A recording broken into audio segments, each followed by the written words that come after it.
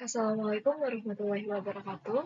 Halo semuanya, perkenalkan nama saya Titania. Saya merupakan mahasiswa aktif semester keempat, jurusan Teknik Elektro, program studi D3 Teknik Elektronika.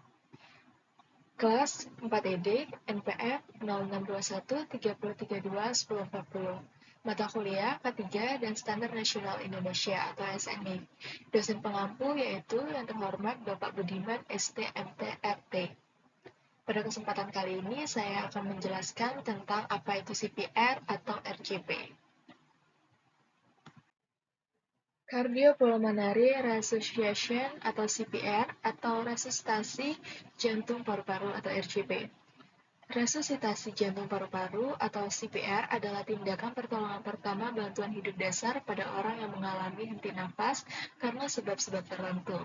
CPR bertujuan untuk membuka kembali jalan nafas yang menyempit atau tertutup sama sekali dengan melakukan beberapa teknik pemijatan atau penekanan pada dada. Yang pertama yaitu sebab berhentinya nafas. Terbagi menjadi dua yaitu sumbatan jalan nafas, yaitu aspirasi benda asing, lidah jatuh ke belakang, endotracheal tuba terlipat atau tersumbat, kelainan akut, glotis dan sekitarnya, dan lain-lain. Yang kedua yaitu depresi pernafasan. Terbagi menjadi dua lagi yaitu yang pertama sentral meliputi obat-obatan, intok CO2, CO2 menurun post cardiac arrest, tumor otak, dan tenggelam. Yang kedua yaitu perifer, meliputi obat-obat pelumpuh otot, myasthenia gravis poliomyelitis. Yang kedua yaitu sebab berhentinya jantung atau cardiac arrest, yaitu yang pertama penyakit, yang kedua kekurangan oksigen akut, yang ketiga yaitu toks obat, keempat gangguan asam basa atau elektrolit, kelima vagal refleks, yang keenam anestesi dan pembedahan, yang ketujuh yaitu shock. Hal yang perlu diperhatikan sebelum melakukan CPR. Teknik CPR biasa dikenal dengan singkatan DRSABC, yaitu Danger, Response, Shout for Help, Airway, Breathing, dan Compression. Yang pertama yaitu perhatikan lokasi atau danger. Pastikan lokasi di sekitar pasien, henti jantung, aman, dan terhindar dari bahaya. Bila pasien berada pada lokasi berbahaya, segera pindahkan ke tempat aman terdekat. Yang kedua yaitu periksa tingkat kesadaran pasien atau response. Anda bisa memanggil atau menepuk bahu pasien perlahan-lahan untuk memeriksa kesadaran pasien. Jika tidak ada respon, baik respon mata, jawaban, ramat, atau bahkan batuk, Anda dapat memeriksa nafas serta denyut nadi pasien di bagian pergelangan tangan atau lehernya. Pemeriksaan nafas dan nadi dilakukan bersamaan secara cepat, sebisa mungkin diperiksa selama 3 detik. Dan yang ketiga yaitu shout for help atau panggil bantuan. Memanggil orang-orang sekitar terdekat atau menghubungi ambulan atau rumah sakit terdekat. Nomor darurat yaitu 112. Yang keempat yaitu kompresi dada atau compression. Compression dalam teknik CPR adalah tindakan berupa penekanan dinding dada pasien sebagai pijat jantung eksternal. Untuk melakukan compression, Anda bisa menerapkan langkah-langkah berikut. Yang pertama yaitu baringkan tubuh korban pada permukaan datar dan keras. Kedua, posisikan diri Anda di samping bahu dan leher pasien. Ketiga, letakkan salah satu telapak tangan kiri pada bagian tengah dada pasien, tepatnya pada 1/3 tulang sternum.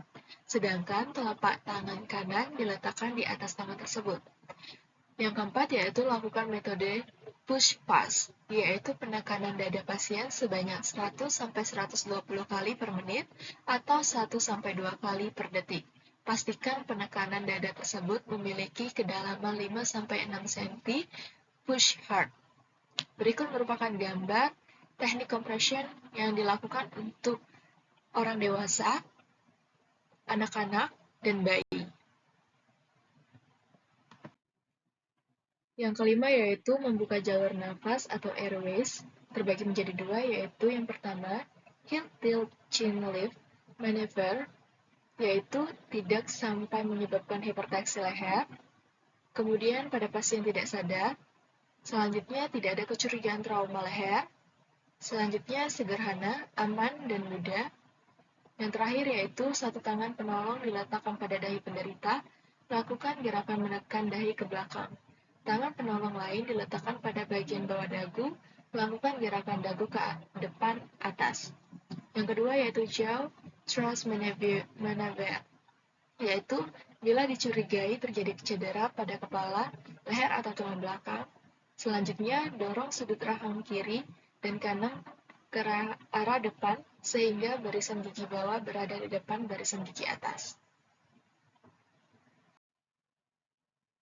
Yang keenam yaitu pemberian nafas buatan atau breathing. Pemberian nafas buatan terbagi menjadi 3, yaitu yang pertama, mouth-to-mouth ventilation, yaitu buka sedikit mulut pasien, ambil nafas panjang dan tempelkan rapat-rapat bibir penolong melingkari mulut pasien. Lalu tiup selama 1 detik, lihat apakah dada terangkat.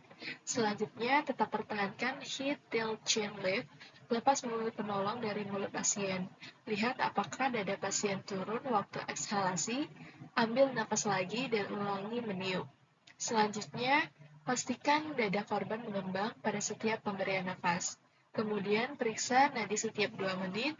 Dan yang terakhir yaitu pemberian nafas harus dilanjutkan hingga korban mulai bernafas dengan spontan. Penolong terlatih tiba, nadi korban menghilang di mana pada kasus ini penolong harus memulai RJP.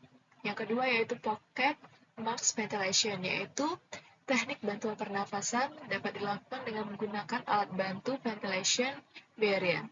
Selanjutnya, tetap pertahankan jalan nafas dengan heel tilt chin lift.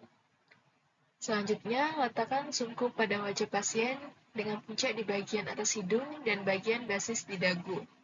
Kemudian, menutupi tanpa ada daerah yang bocor. Dan yang terakhir, tidak boleh menekan mata. Yang ketiga yaitu back valve mask resuscitation, yaitu teknik memegang BVR.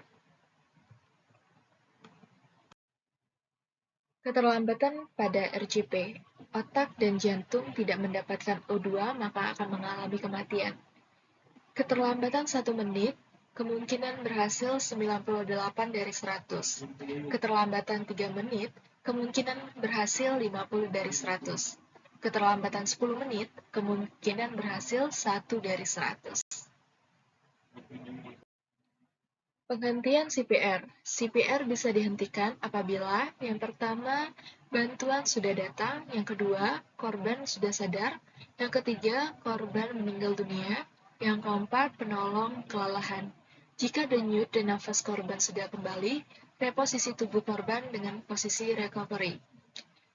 Penata laksanaan recovery position, yaitu yang pertama meletakkan tangan kanan pada bagian kiri wajah, yang kedua, kaki kanan ditekuk. Yang ketiga, tangan kiri dirapatkan pada badan korban. Yang keempat, gulingkan korban ke arah kiri. Dan yang terakhir, observasi keadaan korban stabil 1 kali per 15 menit, tidak stabil 1 kali per 5 menit. Mungkin itu saja penjelasan mengenai CPR atau RJP. Apabila ada kesalahan kata, saya mohon maaf. Kepada Tuhan, saya mohon ampun. Semoga bermanfaat untuk kita semua. Saya ucapkan terima kasih. Wassalamualaikum warahmatullahi wabarakatuh.